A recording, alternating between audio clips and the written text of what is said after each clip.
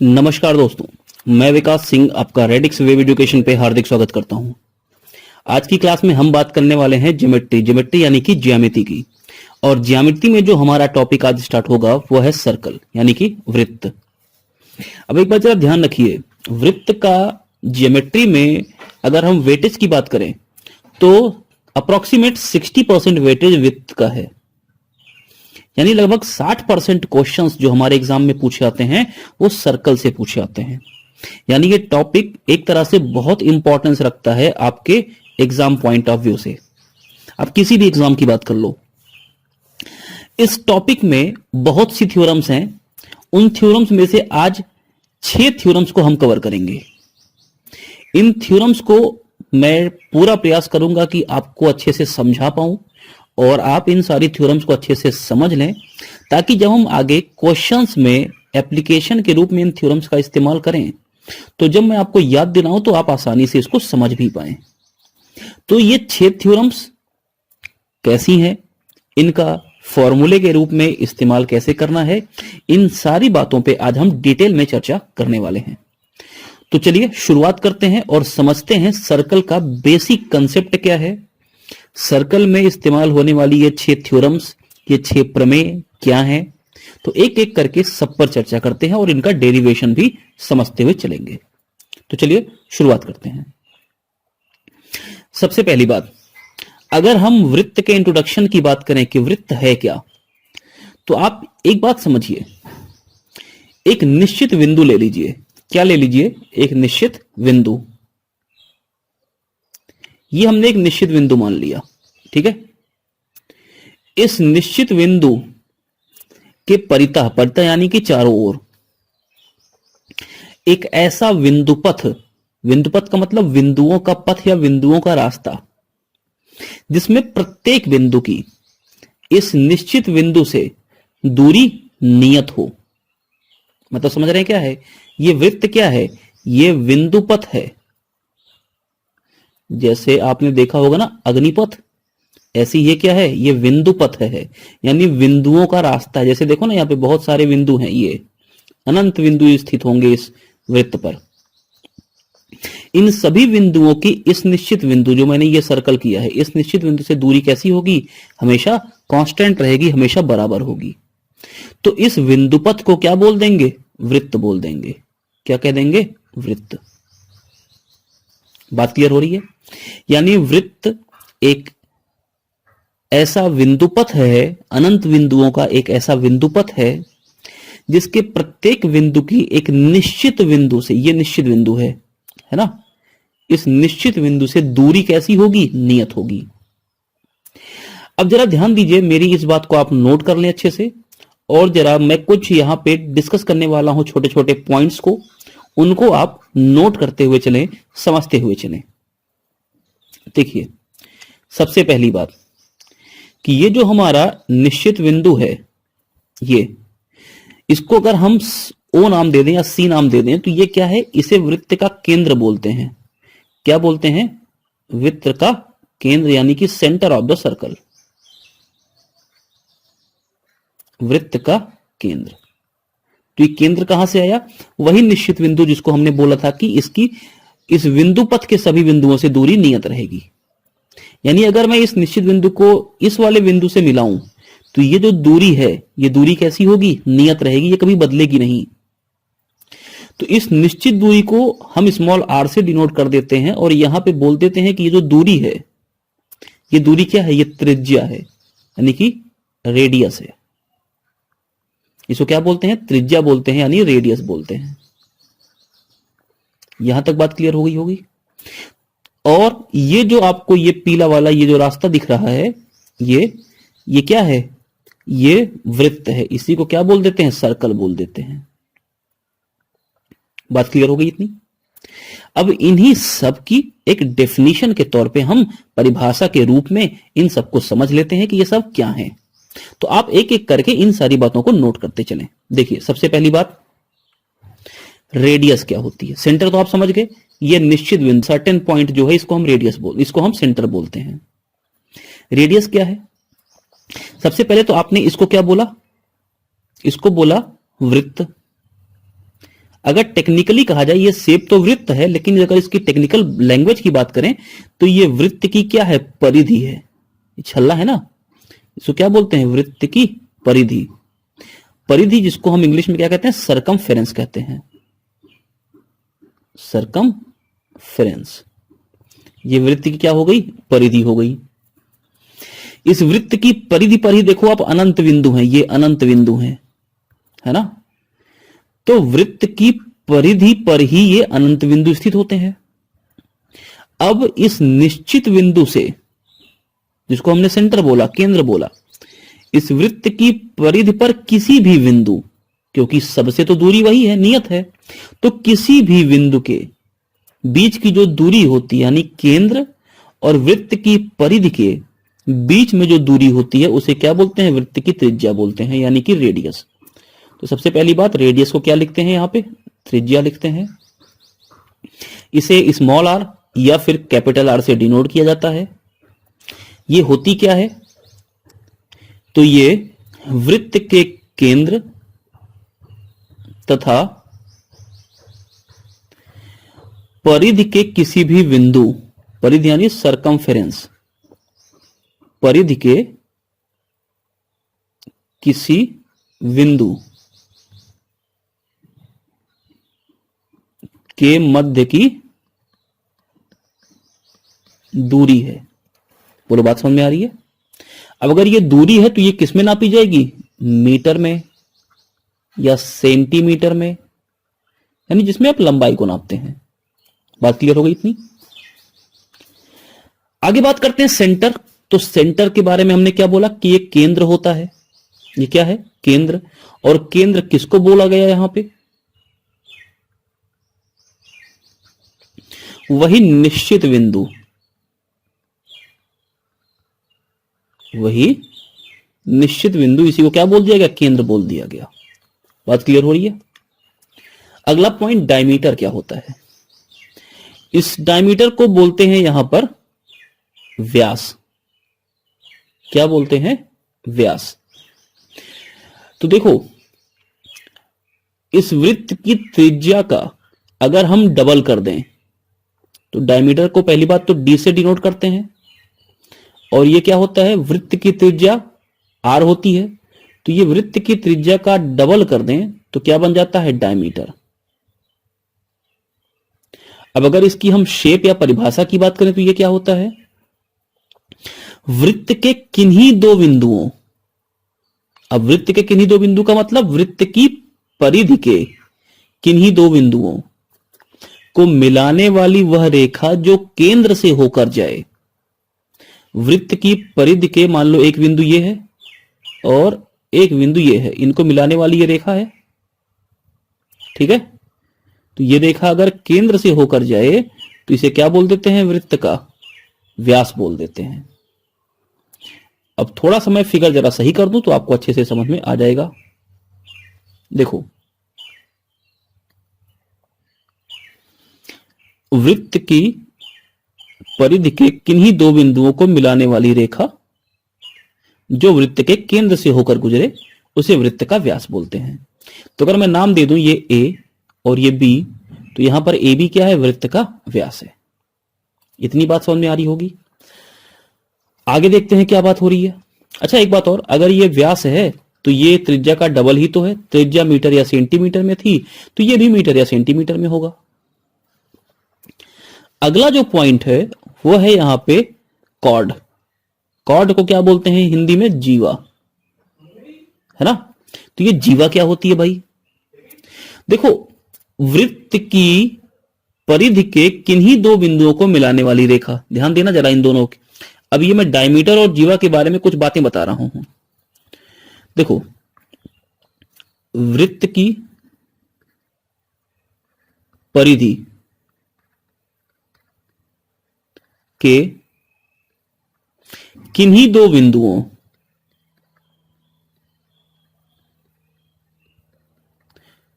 को मिलाने वाली रेखा,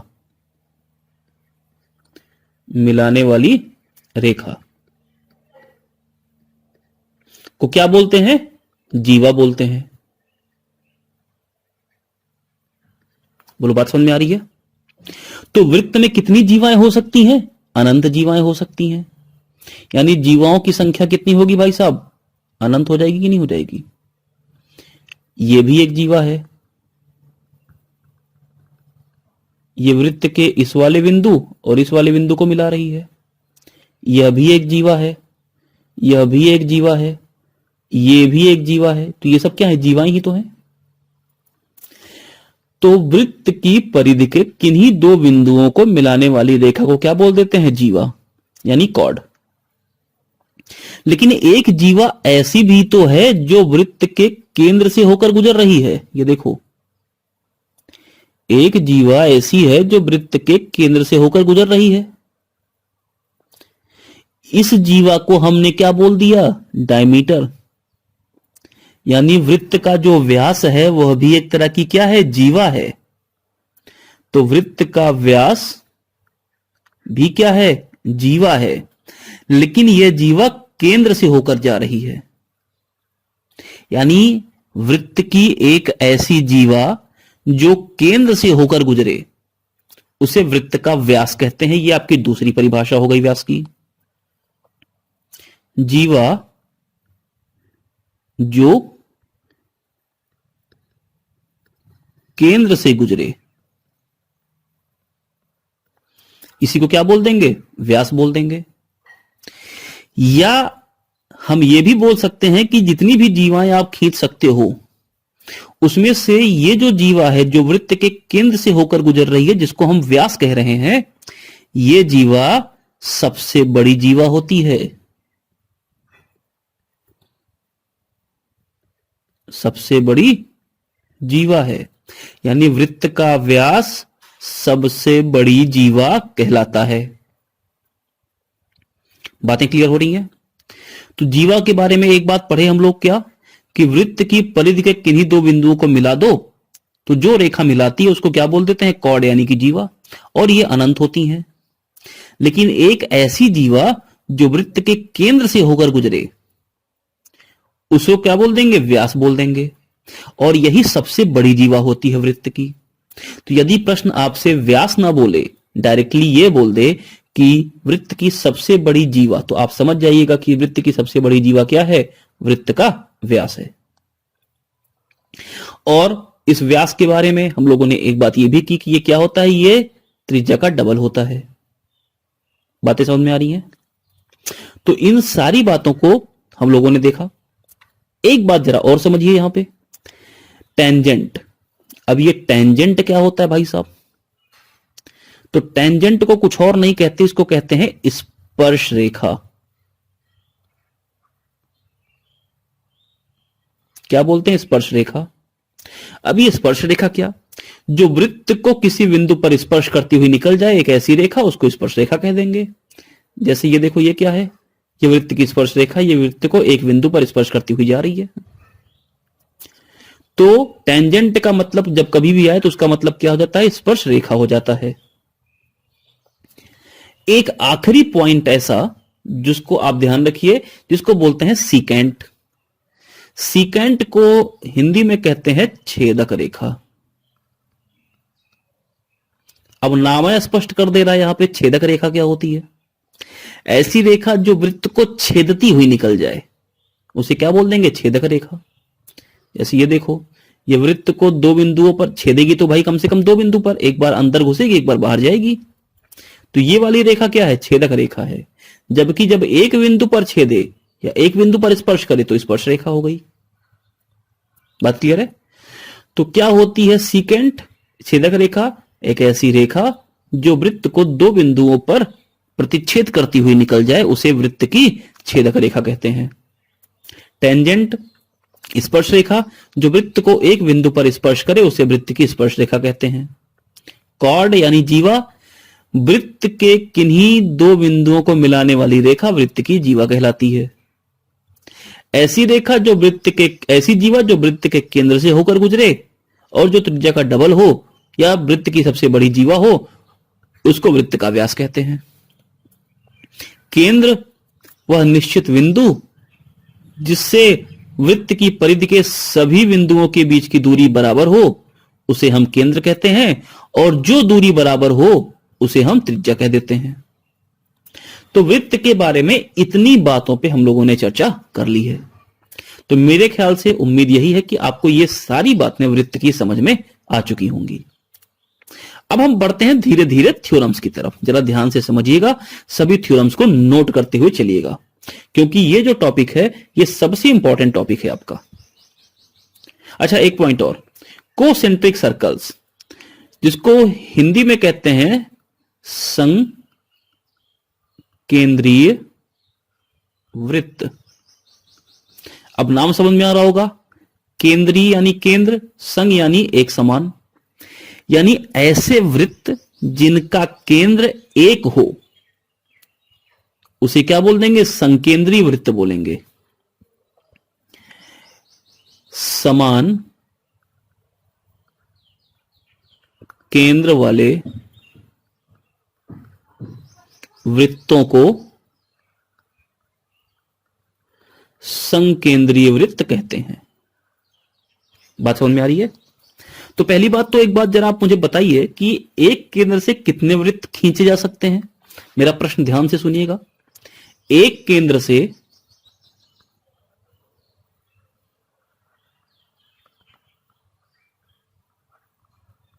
कितने वृत्त बन सकते हैं?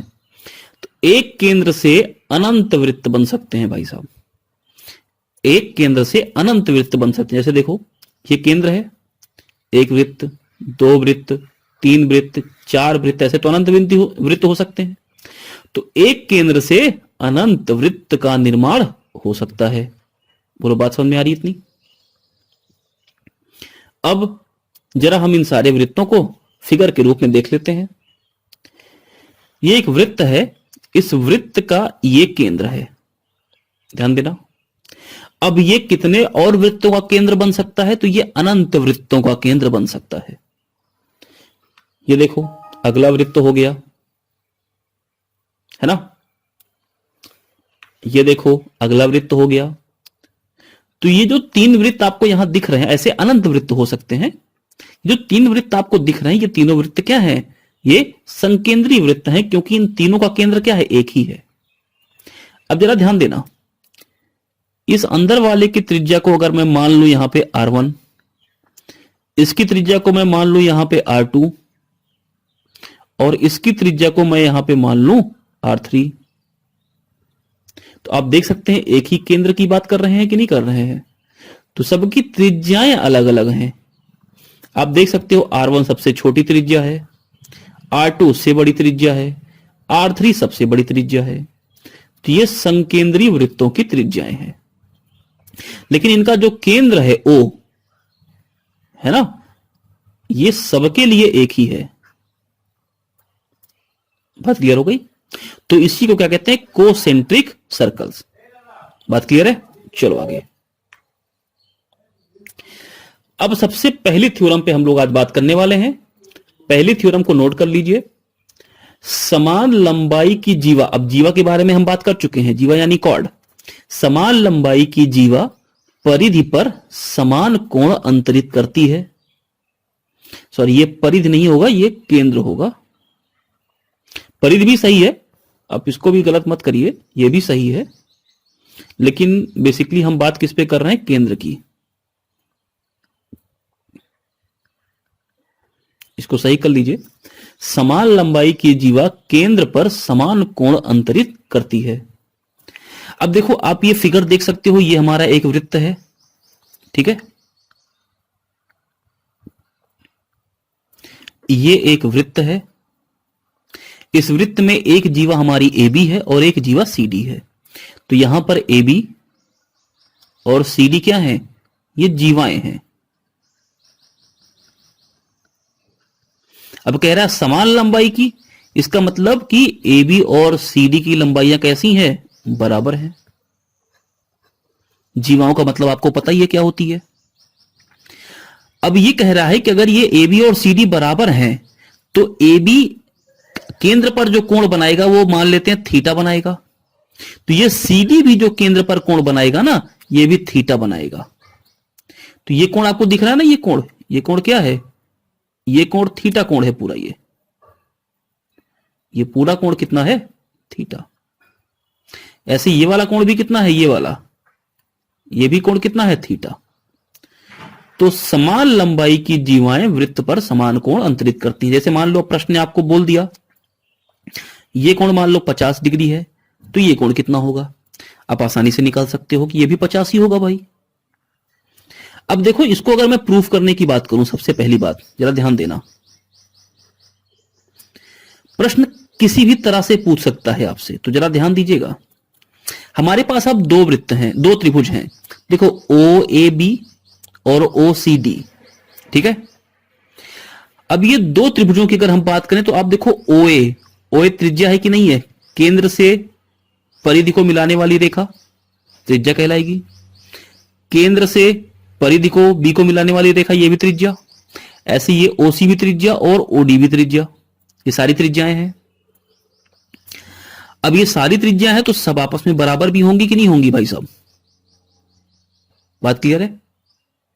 अच्छा, अब आप जरा एक बात यहां पे ये समझो कि अगर हम त्रिभुज की बात कर रहे हैं ओ ए बी की और दूसरा त्रिभुज ओ सी डी की, तो देखो एक तो ये ओए रेखा बराबर है ओबी रेखा के। पहले जरा अंदर ही अंदर बात कर लेते हैं।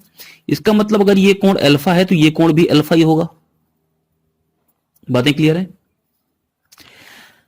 अब ऐसे यहां पे अगर देख लो, ये ओसी रेखा और ये ओडी रेखा है तो ये भी त्रिज्याएं ही हैं।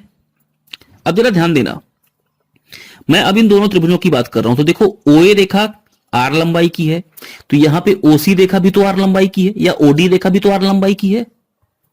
तो मैं ये बोल सकता हूं कि ओए बराबर होगा ओसी के, ओडी के भी बोल सकता हूं, ठीक है। इसमें कोई कंफ्यूजन मत रखिएगा कि ओडी के क्यों नहीं बोला, ओडी के भी बोल सकता हूं। ऐसे ही मैं ओबी को बराबर बोल सकता हूं ओडी के। बात क्लियर है? देखो दो भुजाएं बराबर, ये ओए ओसी के बराबर और ये ओबी ओडी के बराबर, और तीसरी भुजा बराबर दे रखी है। अगर मान लो मैं इसको ए नाम दे दूं तो ये भी ए, ये तो बराबर दे ही रखी है, समान जीवाएं हैं।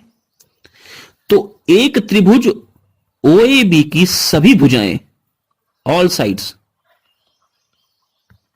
दूसरे त्रिभुज ओसीडी की सभी भुजाओं के बराबर हैं। बोलो है कि नहीं?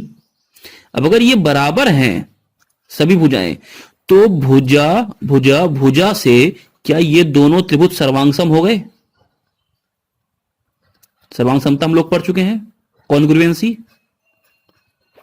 सर्वांगसम हो गए तो सभी कुछ बराबर।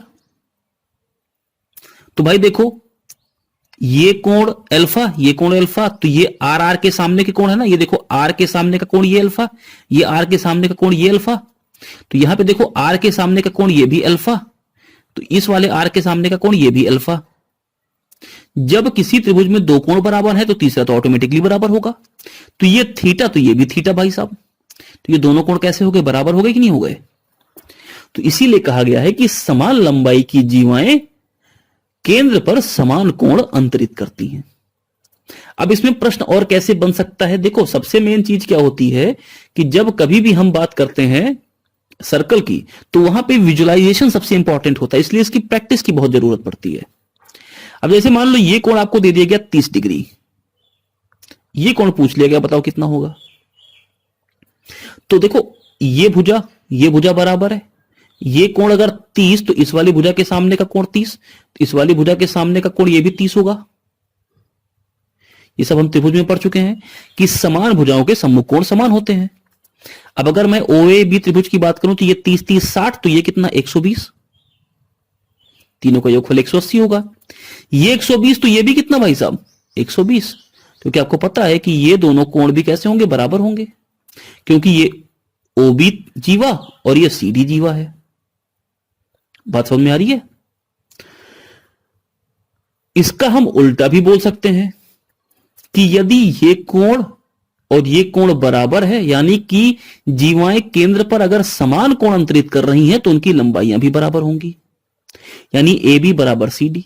अब इस पे प्रश्न कैसे बन सकता है? जरा देखो, इसने बोला कि ये 40 डिग्री है और ये 3 सेंटीमीटर है।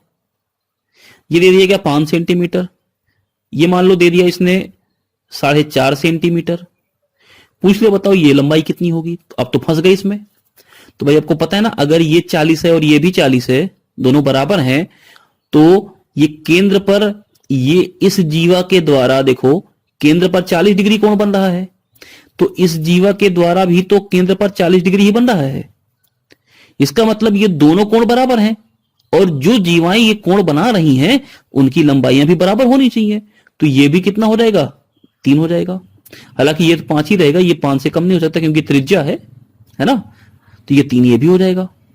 तो मेरे ख्याल से आप मेरी इस पहली थ्योरम को समझ चुके होंगे अच्छे से। क्लियर है बात। चलिए अब बात करते हैं जरा दूसरी थ्योरम की। केंद्र से जीवा पर खींचा गया लंब जीवा को समविभाजित करता है या समद्विभाजित करता है। समविभाजित का मतलब या समद्विभाजित का मतलब बाइसेक्ट करता है। अब देखो ये हमारा एक वृत्त था, वृत्त में ये ए बी क्या है, जीवा है। ए बी क्या है, जीवा है। इस जीवा से केंद्र पर, ये केंद्र है ओ, इससे एक लंब ओसी डाल दिया गया। तो ओसी जो है ये लंब है किस पर, ए बी जीवा पर, यानी ये 90 डिग्री है। तो कह रहा है कि अगर ये ओसी इस पर लंब डाल दिया गया जीवा पर, तो ये एसी और ये बीसी ये बराबर हो जाएगा, यानी सी क्या हो जाएगा, मिड पॉइंट हो जाएगा। तो ए बी का मध्य बिंदु सी हो जाएगा। बोलो बात समझ में आ रही है। यानी मैं बोल सकता हूं कि ए सी बराबर बी सी। अब ये प्रूफ कैसे करेंगे। तो देखो दो त्रिभुज अपने पास है, ओ ए सी और ओ बी सी, ओ ए सी और ओ बी सी। ये ओ ए त्रिज्या, ये ओ बी भी त्रिज्या, ये वाली भुजा दोनों में कॉमन है। ठीक है। या अगर मैं बोलूं ओ ए सी में ओ सी और ओ बी सी में भी ओ सी, दोनों बराबर है, दोनों में कॉमन है। तो देखो ओ ए और ओ बी बराबर, ओ सी और ओ सी दोनों में कॉमन। बात समझना।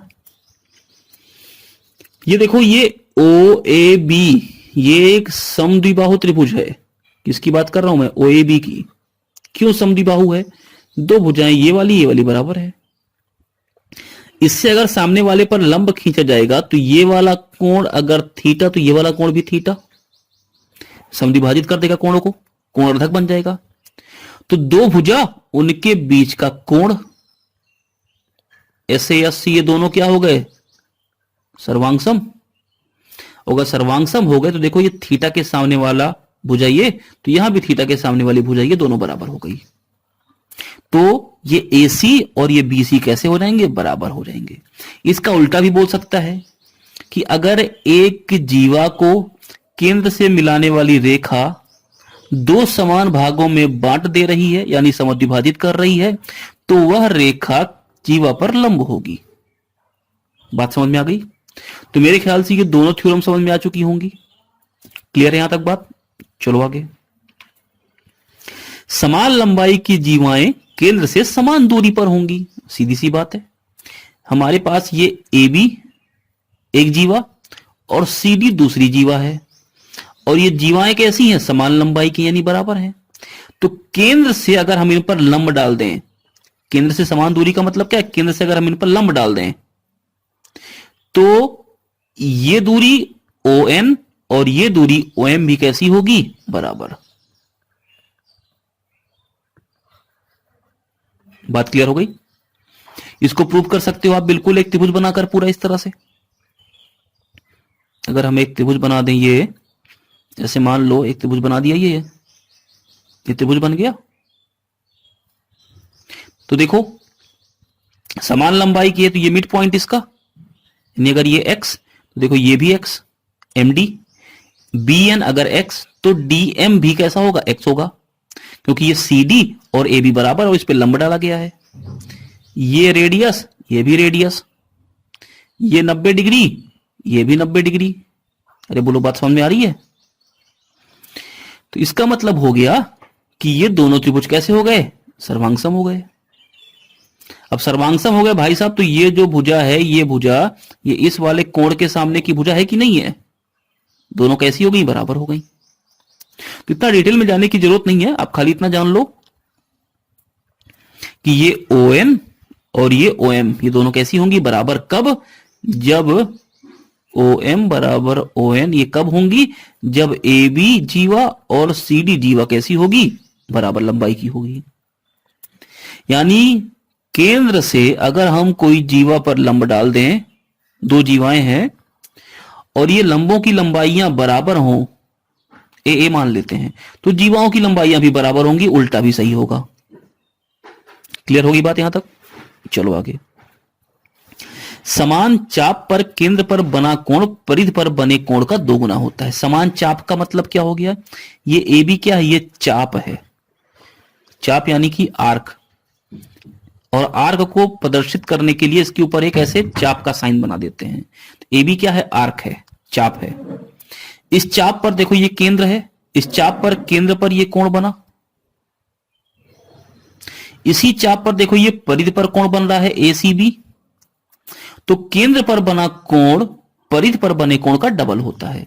यानी अगर ये x है तो ये 2x होगा, इसी चाप पर, सेम चाप पर। आप इसको ऐसे समझ लो कि ये समान जीवा पर भी बोल सकते हो। समान चाप बोलो या समान जीवा बोलो, समान जीवा पर केंद्र पर बना कोण परिधि पर बने कोण का डबल होता है। अब ये प्रूफ कैसे करेंगे इसको जरा समझ लो। मैंने इसको मिला दिया ऐसे, ये मैंने मिला दिया, ठीक है। अब मेरे पास दो त्रिभुज बन गए, OAC और OBC, ठीक है। ये दोनों त्रिभुज बन गए मेरे पास।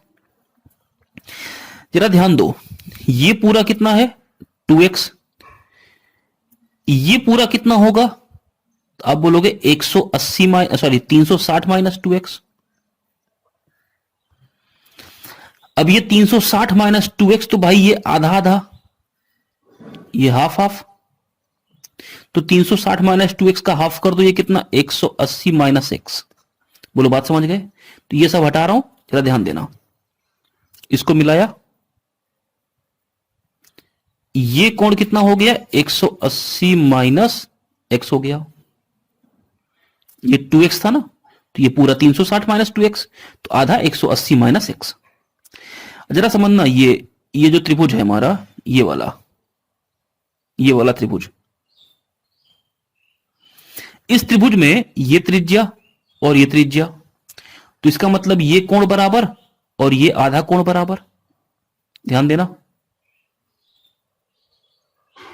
समझ रहे हो बात ये आप? क्योंकि भाई ये OC क्या है? त्रिज्या है, और यहां पे OA क्या है? ये भी त्रिज्या है। तो अगर दोनों त्रिज्या तो दोनों बराबर होंगी, और बराबर त्रिज्याओं के सामने के कोण भी बराबर होंगे। तो अगर मान लेते हैं इसको थीटा, तो ये भी थीटा, ठीक है।